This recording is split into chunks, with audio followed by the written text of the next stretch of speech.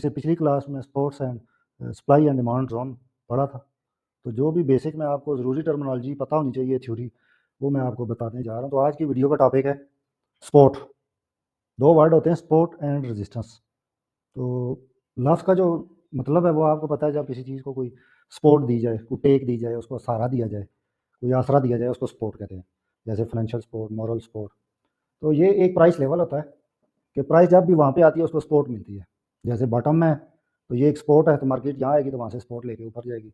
अब ऊपर एक रेजिस्टेंस है, वहाँ से टकरा के वापस आएगी। तो supports and resistance, supply and demand, लफ्ज़ों का हेर फेर है, लेकिन आपने प्राइस एक्शन और कैंडलस्टिक पैटर्न्स पे नज़र रखनी है और वॉल्यूम पे। तो ये होता क्या है? तो इसको आप एक तरह का फर्श के तौर पे समझें, ज़मीन के तौर पे, और रेजिस्टेंस को आप छत या एक ऊपर रुकावट के तौर पे देखें। तो चूँकि फ़िलहाल हम अलग-अलग पढ़ रहे हैं, सबसे पहले सपोर्ट को देखें कि मार्केट ने एक लाइन चार्ट में देखें पहले, एक इम्पल्स मूव ली, यहाँ से वो वापस आई। तो ये जो इसने एक हाई लगाया ना, ये एक रेजिस्टेंस बन गई है।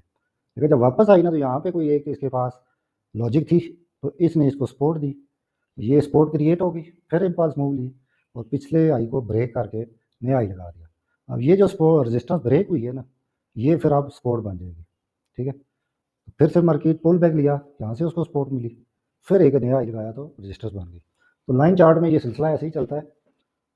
अब आप इसको कैंडल चार्ट में देखें कि मार्केट ने ये हाई ब्रेक किया, ये एक उसने नया हाई लगाया, यहाँ से जब वापस आई तो ये उसका एक एरिया था, यहाँ से उसने उसको सपोर्ट ली। तो ये देखिए कैंडलस्टिक पैटर्न, जो आप अगर डबल कैंडलस्टिक पैटर्न देखें तो ये बाय इनगल्फ है, बुलिश इनगल्फ बनी है। बुलिश इनगल्फ बन के मार्केट यहाँ से सपोर्ट लिए और फिर यहाँ तक गई है। तो ये एरिया जो कि रजिस्टर का काम दे रहा है, तो इसी ने इसको वापस रिजेक्ट किया और ये सपोर्ट है, मार्केट यहाँ से दोबारा सपोर्ट ले रही है। तो बार बार जो पॉइंट सपोर्ट बने नीचे से, ये डिमांड जोन भी कहलाएगा, सपोर्ट जोन भी कहलाएगा, और जो ऊपर से इसको बार बार रिजेक्ट करे वो सप्लाई जोन कहलाएगा और रजिस्टर्स कहलाएगी। तो इस दौरान में ये जो चीज़ होती है, ये कंसल्टेशन होती है। तो देखिए हमारे पास ये कैंडलस्टिक पैटर्न बना है और फिर मार्केट वापस ऊपर गई है, टीपी ये है। जब भी आपने किसी स्पोर्ट जोन पे एंट्री प्ले मैनेज करनी हो या प्लान करनी हो, तो इस तरीके से, जैसे ये है, इसको आप मार्क करते हैं, एक इस पूरी कैंडल को आप ऐसे जोन मार्क करते हैं, मार्केट वहाँ आती है तो उसका बिहेवियर देखते हैं, और जब आपको कंफर्मेशन मिलती है तो इस तरह से कंफर्मेशन देखने के बाद आप यहाँ से सपोर्ट से, तो इससे ये चीज़ें सीखने का क्या फ़ायदा है?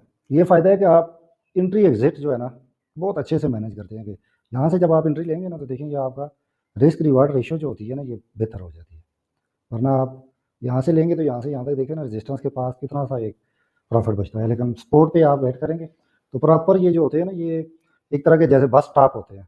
क्या आप बस स्टॉप पे वेट करते हो, बस आके रुकती है, आप सवार हो जाते हो और अपनी मतलूबा मंजिल पे जाते हो। तो इंशाल्लाह बेसिक्स जितना स्ट्रॉन्ग सीखेंगे, आगे आपको उतना फ़ायदा होगा। नेक्स्ट वीडियो में मैं आपको रेजिस्टेंस के बारे में बताऊँगा। तो आप इस चैनल को अपने फ्रेंड एंड फैमिली के साथ शेयर करें। जितना आप इसको बेसिक से फॉलो करेंगे, इंशाल्लाह हम मिल के ग्रो करेंगे और मिल के इसको सीखेंगे। Thank you.